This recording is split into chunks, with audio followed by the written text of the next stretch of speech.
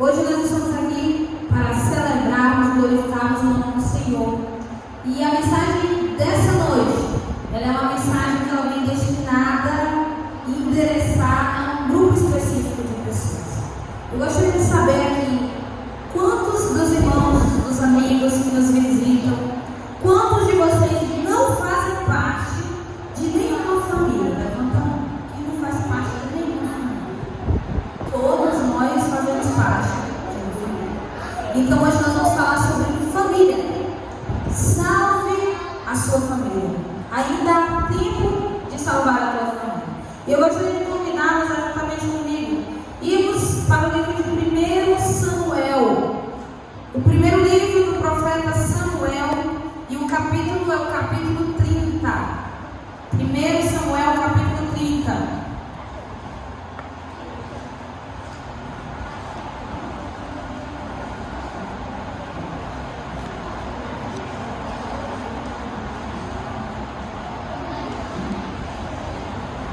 Amém? Tem alguém olhando? 1 Samuel 30. Eu gostaria de convidar você que está com a Bíblia aberta a fechar agora os teus olhos. E vamos orar o nosso Deus. Bendito Deus, Senhor eterno Pai. Nós estamos, ó Deus, na tua santa casa, no teu santo templo, para juntos, Senhor, te adorarmos na beleza da tua santidade. Queremos agora, ó Deus, nos adentrar no estudo dessa noite e pedirmos, ó Deus, que a tua palavra, que aqui está aberta diante de cada um de nós, ilumine a nossa mente e o nosso coração, para que nós possamos ter uma transformação completa de vida. É o que nós te pedimos e oramos e agradecemos em nome de Jesus. A tua igreja diz: amém. Glória a Deus. Salve a tua família, queridos. Ainda há tempo. Você sabe qual é a instituição? Uma das instituições mais sagradas que Deus colocou nessa terra é a família. A família é tão sagrada quanto o próprio sábado. Ih, que coisa boa. Você está falando que a família? Sim. Porque quem veio primeiro? A família ou foi o sábado? A família. Primeiro Deus criou o casal e depois ele descansou no sábado, abençoando e santificando. Então a instituição sagrada, a família, foi a primeira consagrada pelo nosso Deus. Ellen White, ela chega a nos dizer no livro lá Adventista que uma família bem ordenada, que uma família bem disciplinada, ela fala mais em favor do cristianismo do que todos os sermões que você pode pregar. Então significa dizer que vocês podem trazer os melhores pregadores, vocês podem colocar diante desse púlpito os melhores palestrantes, melhores teólogos, mas a mensagem que ele pregar não vai ser tão impactante como o testemunho de uma família que dá exemplo na comunidade. Irmão, você vê uma família onde tem um pai, uma mãe, os filhos obedientes, que vão à igreja, que fazem a vontade de Deus, as pessoas elas olham com bons olhos e elas dizem: ali vai uma família de Deus, ali vai um pai e uma mãe de Deus, ali vai uns meninos que são obedientes. E aquilo ali que ele diz prega muito mais do que qualquer sermão que você possa pregar nesse mundo. Agora a gente vai adentrar no texto que começa a partir do versículo 1 do capítulo 30 do livro de 1 Samuel. Vamos ler? Diz assim: sucedeu, pois, que chegando Davi e os seus homens ao terceiro dia a Ziclag, já os amalequitas tinham dado com ímpeto contra o sul e Ziclag, e a esta ferida e queimado. Verso 2: tinham levado cativas as mulheres que lá se achavam, porém a ninguém mataram, nem pequenos, nem grandes, tão somente os levaram consigo e foram no seu caminho. Verso 3: Davi e seus homens vieram à cidade, e ela queimada, e as suas mulheres, seus filhos, suas filhas eram levados cativos.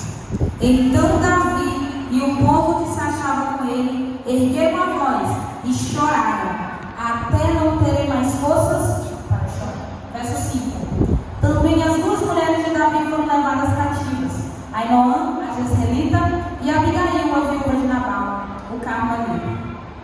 Verso 6: Davi muito se angustiou, pois o povo falava de apedrejá-lo, porque todos estavam em amargura, cada um por causa de seus filhos, de suas filhas. Porém, Davi se animou no Senhor seu Deus. Amém? Igreja, antes da gente entender o que essa história tem a nos ensinar, nós precisamos entender o contexto anterior ao que aconteceu aqui. Aqui narra a história de Davi, em um episódio em que ele se afasta da sua residência, e quando ele retorna, ele já não encontra mais nem a mulher, nem os filhos, ninguém da sua família. Só que antes nós precisamos entender aonde Davi estava, como Davi chegou até aquele lugar onde ele estava. E aqui nos fala de um lugar chamado Ziclag. Ziclag ficava especificamente em que local? Ziclag era uma cidade do território dos filisteus. E nós sabemos, pela história, biblicamente, os filisteus eram inimigos de quem? Do povo de Israel, do povo de Deus. E aí vem a pergunta: o que Davi, Isabel, fazia com a sua família em um território inimigo? Pois bem, Davi era genro de Saul. E Saul era quem em Israel nessa época? Rei. Porém, o que acontece? Davi era querido por Saul, porque desde o momento em que Davi ali foi o mais corajoso para destruir o gigante, para derrubar o gigante Golias, ele caiu nas graças do rei Saul. E como prometido, Saul deu uma de suas filhas a Davi. E ali eles passaram a ter um parentesco, porque se você não sabe, quando você casa com alguém, a mãe dessa pessoa, o pai dessa pessoa, ele torna a ser da sua família, o seu sogro, a sua sogra. E muitas pessoas hoje, às vezes, não gostam de ir na casa da sogra. Não gostam da minha sogra. Ou eu não gosto do meu sogro, mas é tua família, viu? Agora vocês se juntaram, é família. E Davi e Saul eram família. Era um sogro e um genro. Só que com o passar do tempo, Saul foi alimentando dentro de si uma inveja de Davi.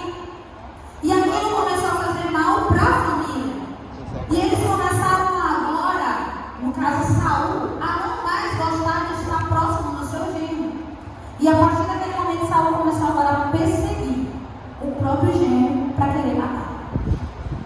E nessa vida de perseguições, Davi, ele começou a fugir. E ele ia de um lugar para o outro, fugia e fugia, até que um dia, Saul então resolve fazer as pazes com Davi, dá uma trégua.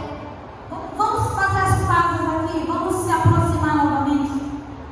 Só que Davi, queridos, desconfiado, ele pensou assim: rapaz, esse homem deve estar querendo fazer alguma coisa comigo. Eu não vou dar bobeira não. Ele é o rei, ele tem todo o exército com ele. Eu ando somente comigo, minha família e meus 600 soldados, que não dá um cargo lá com o exército de Saul. O que eu vou fazer então? Então Davi pensou: vou me aliar com uma nação que possa ser mais ou menos parecida, se equiparar com a nação de Israel. E aí ele foi até quem? Aos filisteus, inimigos declarados do povo de Deus. Davi, queridos, resolve se aliar ao inimigo do que com alguém da própria família. Você já viu alguém que é mais amigo de alguém lá de fora do que dos próprios dentro da sua própria casa? Alguém que dá mais valor para um estranho lá fora do que para os próprios que moram debaixo do próprio teto dele? Davi virou as costas para o sogro e se aliou ao inimigo. Ele foi até o rei Aquis. E quando ele chegou, ele disse: rei, eu vim aqui para trabalhar com o senhor. Eu quero agora fazer parte dessa nação. Eu vim aqui pedir um asilo político.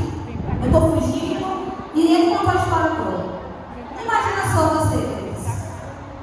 O rei Aquis sabia de toda a história, de que o gigante maior que tinha, o guerreiro mais poderoso que ele tinha, foi derrotado justamente por aquele que estava pedindo um abrigo para ele. O rei olhou e disse assim: rapaz,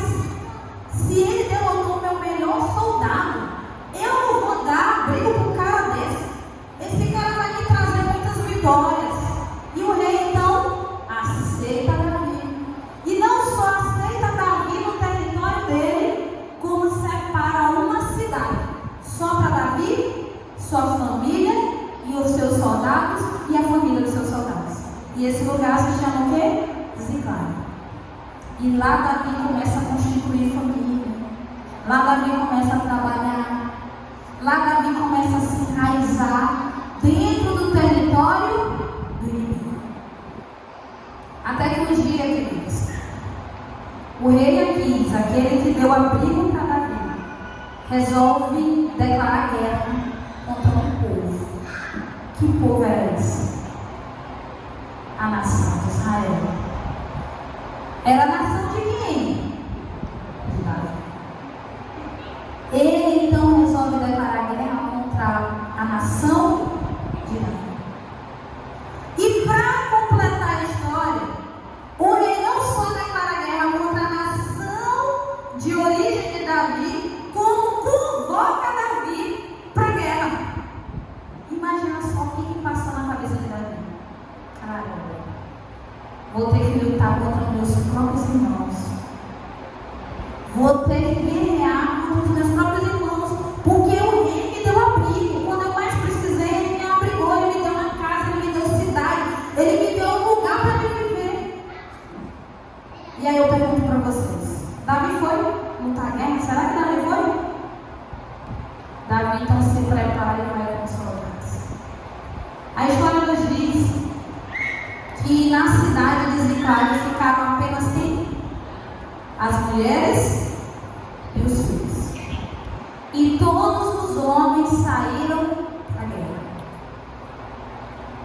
Queridos, quando eles chegam em um determinado ponto, o Senhor impulsiona alguns príncipes dos filisteus para que eles cheguem até o rei Aquis, e digam o seguinte: rei, Davi não pode guerrear com a gente.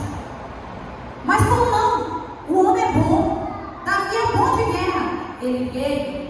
Davi não pode. Conta quem que nós estamos guerreando? Conta a nação de Israel.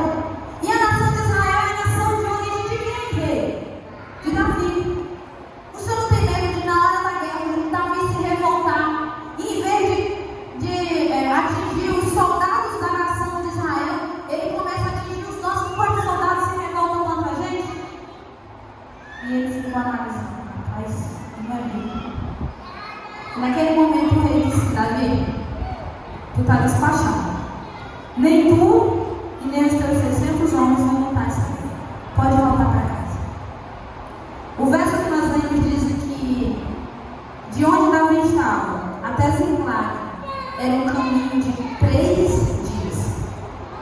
E Davi percorreu esses 3 dias, voltando para casa. Agora eu quero chamar a atenção dos homens que são pais. Homem, você que é pai de família, imagina você sair de manhã para trabalhar, passar o dia no teu serviço e voltar no finalzinho da tarde, quase à noite, e você bater na porta da sua casa e ninguém vinha atender. E você, o que é isso? Deixei a minha mulher, deixou o menino. E você então tenta entrar na casa, e quando você abre, não vê nem a mulher e nem os filhos. Mas quando ele foi, e alguém chega para ti e diz assim: olha, entraram aí na tua casa. Não estava aí um dia, entraram, levaram a mulher, levaram o menino. Você que é pai, qual é a tua sensação quando você chegasse com a notícia dessa? O que você faria? Você que é pai, você que é esposo, chegar em casa, saber que pegaram tua mulher, pegaram o menino, e tu estava levando o nosso serviço. Imagina como foi a sensação daqueles homens quando eles chegaram em casa e viram ninguém.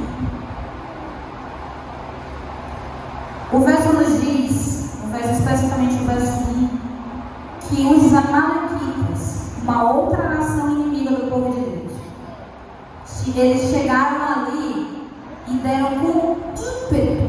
Esse ímpeto aqui significa dizer que eles foram com ódio, eles foram com uma vontade mesmo de destruir a casa de Davi. Eles estavam com sangue nos olhos, como dizem por aí. Primeira lição que eu quero ensinar para vocês essa noite, para nós como família. Satanás, quando ele atinge as famílias, ele não vai com amor, com carinho, não. Ele vai com ódio, ele vai com ímpeto. A vontade dele é de destruir, destroçar a tua família. E eu quero mostrar para vocês um ponto que Davi falou. Com quem Davi estava comprometido? Com o rei Aquis ou com a sua família? Quem ele estava comprometido? Com o rei. Ele deixou a casa dele, deixou os filhos, deixou as esposas para poder fazer a vontade de quem? Do rei. Eu pergunto a você, como pai, como mãe, que é chefe de um lar, com quem você está comprometido? É com a tua família ou é com o teu trabalho? É com a tua família ou é com o teu chefe? É com a tua família ou é com o dinheiro? Com quem você está comprometido? Nós sabemos que Deus ele colocou o homem como cabeça da casa. É aquele que deve ser o provedor. Não estou dizendo também aqui que as mulheres não podem trabalhar. Se você tiver a possibilidade de trabalhar, trabalhe. Mas o homem, ele é o provedor. Só vou dizer uma coisa para vocês. O homem, além de ser o provedor do lar, ele também tem que ser o protetor do lar. Não adianta nada você sair para trabalhar, para conseguir um sustento, não deixar faltar nada em casa, se você não oferece o principal para a tua família, que é a proteção. Se você não convida a tua esposa, teus filhos para de manhã estarem na presença de Deus e fazer o culto. Se você não convida a tua família para vir à igreja, para vir aos cultos. Eu conheci casais na minha igreja, onde o marido ele ia para a igreja e a mulher não ia. Ele chegava cedo no culto e a mulher não ia.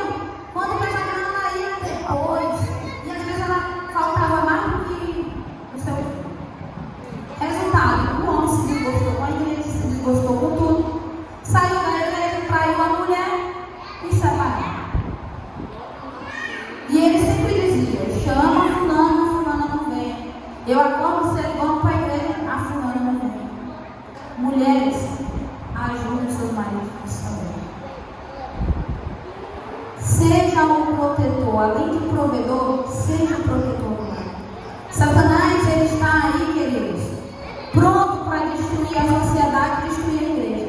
E Satanás sabe que o melhor jeito de chegar na igreja e chegar na família e chegar na sociedade é atingir na família.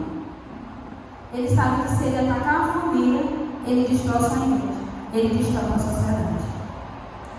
Seguindo a história aqui, queridos, nós vamos observar que Davi, ele negligenciou o que ele tinha de mais importante nessa terra, que foi a família dele. O verso 3, vamos ver aqui novamente, o verso 3 diz assim, capítulo 1. Davi e seus homens vieram à cidade e ele a queimaram. E as suas mulheres e seus filhos e suas filhas eram levados o quê? Cativos. Quando eu observo essa palavra cativos, significa dizer que eles foram levados como o quê? Escravos. As mulheres e os filhos levados como escravos. Uma coisa que eu digo a vocês, dentro do lar, muitas pessoas estão sendo escravizadas. Eu não estou aqui me referindo à violência física, porque realmente isso acontece. É por isso que a igreja ela bate na tecla da questão da violência com quebra de silêncio. Claro, violência física existe. Às vezes dentro da nossa própria igreja existem homens, às vezes até mulheres, que agridem psicologicamente, fisicamente o parceiro ou o filho, seja quem for. Isso é grave. Mas o que eu quero chamar a atenção de vocês é para outro tipo de escravidão. Hoje, dentro das nossas famílias, existem mulheres que estão sendo escravas da novela. O marido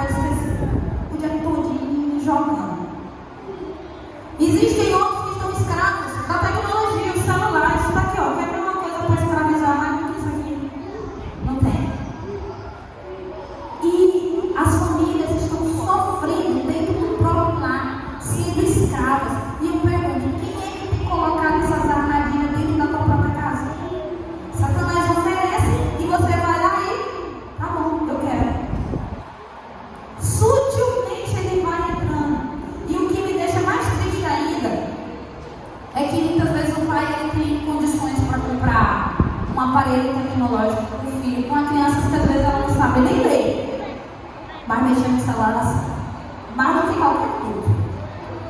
Para comprar um jogo, para assinar uma Netflix, seja o que for, para o menino passar o dia todinho entretido, mas não tem dinheiro para comprar uma lição de escola sabatina. Não, ele é bom demais. O menino é pequeno demais, não sabe nem ler, não tem como ele fazer. Não tem dinheiro para investir na vida espiritual da sua casa.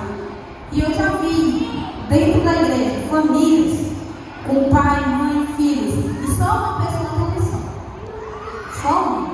Significa dizer que um está se alimentando, os outros estão morrendo de fome. É isso que está acontecendo.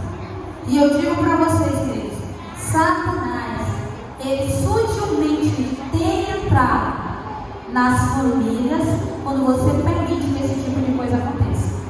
As coisas materiais, elas estão sendo mais privilegiadas, estão tendo prioridade na minha casa do que as espirituais. Para você ter ideia, a revista Adventista, no ano de 2017, ela publicou um artigo, e eu queria ler esse artigo para vocês, que ela fala exatamente como a nossa sociedade hoje está doente. Está doente e é por conta de toda essa tecnologia aí que está ao nosso redor. Veja bem, ó. Vivemos em uma sociedade viciada, intoxicada e doente. E a dependência não tem a ver com o consumo de substâncias ilegais. O mundo se transformou em uma grande cracolândia comportamental. Celular, internet, cacau em pó, carboidratos, exercício, cirurgia plástica, dinheiro, compras, filmes, jogos, medicamentos emagrecedores, trabalho, cybersexo, pornografia são apenas alguns dos inúmeros vícios da sociedade atual. Existe, por exemplo, uma onda de viciados em telas digitais. Aí vem celular, computador, tablet, TV. Você mesmo conseguiria ficar desconectado por uma semana do seu aparelho celular? Você conseguiria ficar desconectado pelo menos um dia do seu aparelho celular? Em países como a Ásia, o problema é sério. Veja bem, a China, ela está tão preocupada com isso que ela tem investido, queridos, na ajuda para tirar as pessoas desse vício. Para você ter ideia, lá na Coreia do Sul, o vício na internet, ele atinge pelo menos 10% dos adolescentes. Mas essa pesquisa era atrasada, ela foi de 2017, hoje esse número está bem maior. E aí eles têm feito o tal do detox digital, que eles têm um centro de reabilitação onde as pessoas que são viciadas em celular, em computador, elas passam um tempo lá para poder desassociar isso. Para a criança, o tempo diante da tela, ele age como um estimulante. É a chamada dopamina digital. Não muito diferente do efeito de uma droga. No entanto, o prazer é prejudicial e faz bem desconectar-se. Além de diminuir, presta bem atenção os pais, que costumam colocar os meninos desde cedo na frente da tela do celular. O que pode causar isso aí?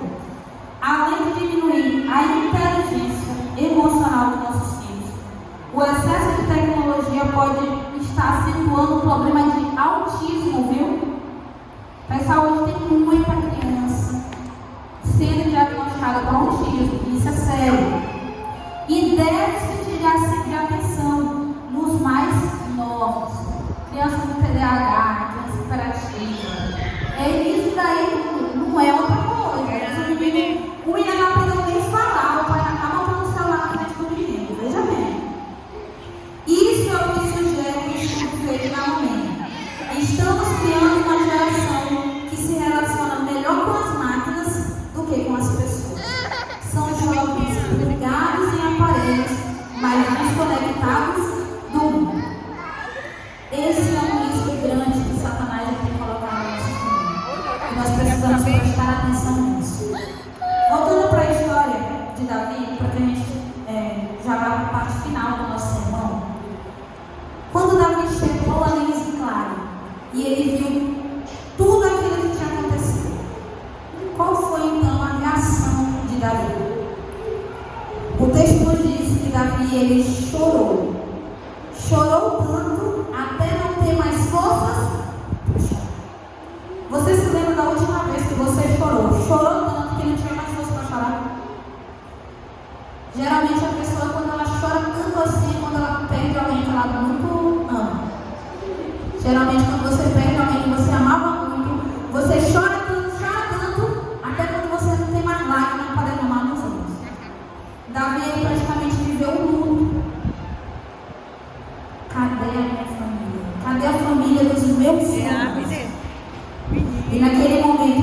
naquela situação de aflição, Davi, ele se lembra de Deus. Eu quero ler com você o verso 7 e o verso 8. Um dos últimos versos que nós vamos ler aqui, do capítulo 30, diz assim: Disse Davi a Abiatar, o sacerdote, filho de Ameleque: Traze-me aqui a estola sacerdotal. E Abiatar trouxe a Davi. Verso 8. Então consultou Davi ao Senhor, dizendo: Perseguirei eu o bando, alcançado-ei? Respondeu o Senhor: Persegue, porque de fato o alcançarás, e tudo libertarás. Amém? O que Davi queria dizer aqui? Davi, ele olhou para Deus e disse assim: Senhor, ainda dá tempo de salvar a minha família? Senhor, eu como pai, como um chefe de família, ainda posso fazer alguma coisa pelos meus? E Deus disse assim: vai que tu vai conseguir libertar a todos. Irmãos, às vezes você olha para a tua família e você olha e diz assim: não tem mais jeito. Às vezes você olha para um filho teu e você diz assim: eu não sei o que eu faço com esse menino. Às vezes você olha para um testemunho que teu esposo dá e a esposa diz assim: eu não sei mais se eu vou continuar olhando por esse homem, não, porque não vale mais a pena. Ele não faz ponte. Às vezes o esposo olha para o testemunho da esposa e diz: eu não sei o que eu faço com essa mulher. Mas Davi, ele orou ao Senhor e perguntou: ainda dá tempo, Senhor? Eu ainda posso fazer alguma coisa? Será que a minha família ainda tem salvação? E Deus disse: tem, Davi. E eu quero ler com vocês os últimos versos dessa noite. Verso 18 e o verso 19 do mesmo capítulo. Diz assim: Assim Davi salvou tudo quanto havia tomado os amalequitas. Também salvou as suas duas mulheres. Verso 19. Não lhe faltou o que, igreja? Coisa alguma, nem pequena, nem grande, nem os filhos, nem as filhas, nem os despojos, nada do que lhes havia tomado. Tudo Davi tornou a trazer. Amém? Ainda há esperança, igreja, nas famílias. E quem são os Davis que vão erguer a sua voz a Deus e pedir: Senhor, ainda há esperança? Quem são esses Davis hoje? Cada um de nós.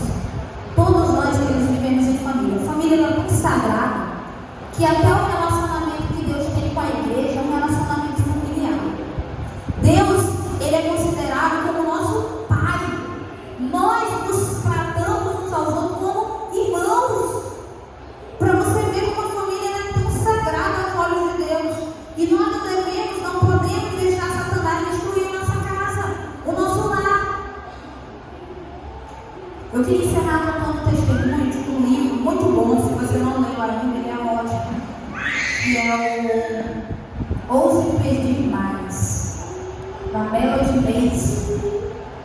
Essa mulher, ela escreve um capítulo do livro dela sobre a experiência de um amigo missionário. Ele viajava pela América do Sul e ele se tornou ao lado de um homem que era feiticeiro. E ali naquela viagem, ele começou a puxar assunto com aquele feiticeiro. Ele não sabia que ele era feiticeiro. Ele chegou para ele e disse assim: o senhor trabalha? O que o senhor faz? E o homem olhou para ele e disse assim: olha, eu sou feiticeiro. Eu tenho poder para dar tudo que a pessoa quer e tenho também poder para tirar dela tudo que ela tiver. E se você quiser, eu posso colocar a tua mulher para sair de casa e colocar aos teus pés a mulher que você quiser, a que você desejar. E o irmão missionário olhou para ele e disse: não, comigo esse negócio não pega não. Feitiço comigo não pega. E o feiticeiro disse assim: tem certeza? Pega sim. Ele disse: não, comigo não dá certo. E ele começou agora a indagar aquele missionário. O feiticeiro começou a perguntar: você costuma assistir pornografia, algum vídeo, filmes desse tipo? Ele chegou e disse: não, não mexo nessas coisas. Você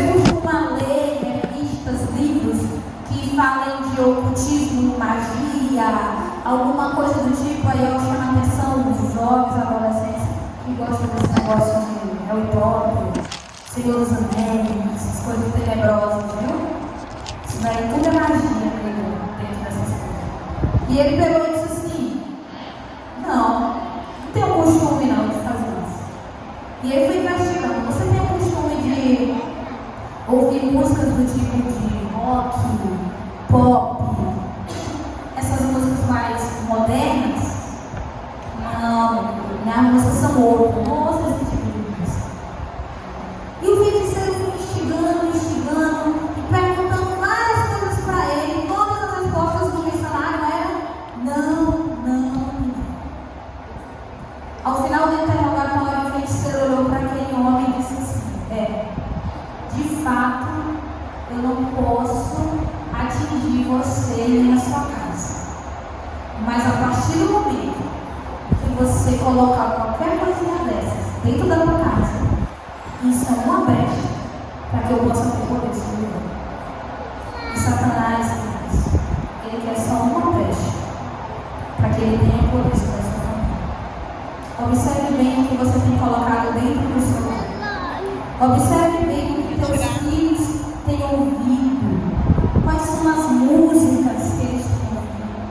O que eles têm assistido? Você, marido, o que você tem assistido quando a tua mulher não está perto? Mulheres, o que vocês têm visto quando seu esposo não está perto? Qualquer brecha que você der para Satanás, ele pode fazer um estrago dentro da tua família. Davi negligenciou uma casa inteira quando ele se virou as costas para lutar numa guerra e deixou a sua família à mercê do inimigo. Então, irmãos, não vire as costas para a sua família. Não negligencie o bem mais precioso que Deus colocou em sua vida. Eu digo a vocês: tem salvação para a tua família. Deus, ele pode restaurar o teu lar. Deus, ele pode restaurar a tua casa. Basta você pedir. Nós vamos ter uma mensagem agora especial, que ela fala sobre isso, que Deus, ele pode restaurar tudo aquilo que está perdido na nossa